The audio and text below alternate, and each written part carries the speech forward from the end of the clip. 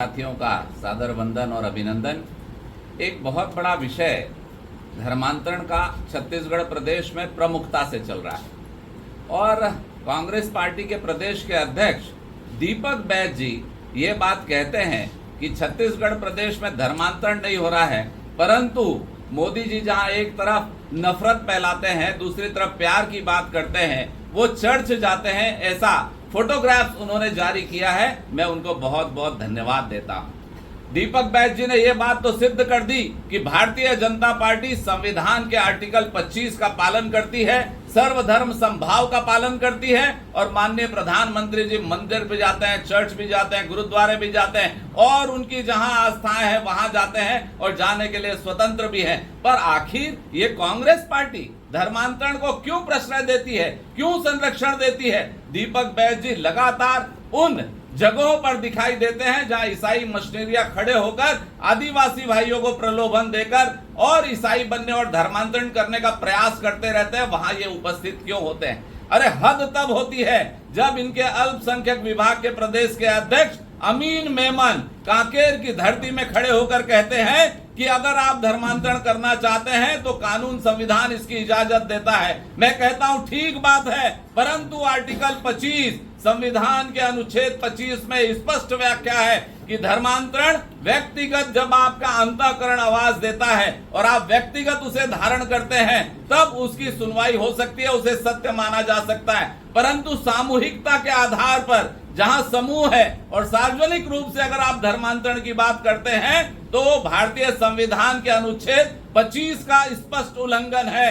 मैं फिर से कहूंगा, भारतीय जनता पार्टी संविधान के अनुच्छेद 25 से बंधी हुई है। सबका साथ, सबका विकास, सबका प्रयास और सबका साथ के साथ हमारे प्रधानमंत्री जी देश को आगे लेकर जा रहे हैं। पर मैं पूछना चाहता हूं कि जब बस्तर जिले के सुकमा वहां के एसपी ने कहा था कि धर्मांतरण एक बड़ा मुद्दा है और बस्तर जलेगा और इस स्थिति को संभाल नहीं पाएंगे, बस्तर के कमिश्नर ने कहा था कि धर्मांतरण के कारण आदिवासी समाज में रोष व्याप्त है और आज हम देख रहे हैं कि कब्रिस्तान में शव को गड़ाने और जलाने को लेकर आदिवासी समाज की संस्कृति और परंपरा में लगातार आक्रमण हो रहा है, आक्षेप हो रहा है। आखिर इसका जिम्मेदार कौन है? हम देखते हैं नारायणपुर जब जल रहा था, आदिवासी भाइयों पर मिशनरियों ने आक्रमण किया था, उस समय माननीय मुख्यमंत्री जी जाकर ईसाई मिशनरियों के साथ दिल्ली में फोटो खिंचाते हैं और उनको कहते हैं मिशनरियों को कुछ नहीं होगा।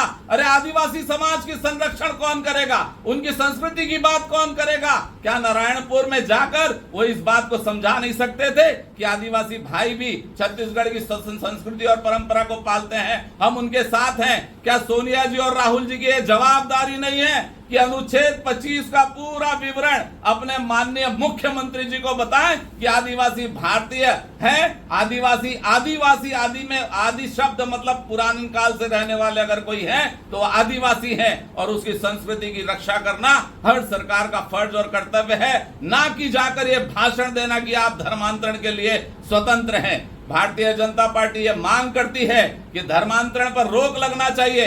भारतीय जनता पार्टी हर धर्म का सम्मान करती है, हर धर्म का आदर करती है, परंतु तुष्टीकरण और धर्मांतरण के खिलाफ थी, धर्मांतरण के खिलाफ है और धर्मांतरण के खिलाफ रहेगी। और तुष्टीकरण करके जो इसका राजनीतिक लाभ लेगा, भारतीय जनता पार्टी लगातार आंदोलन करेगी।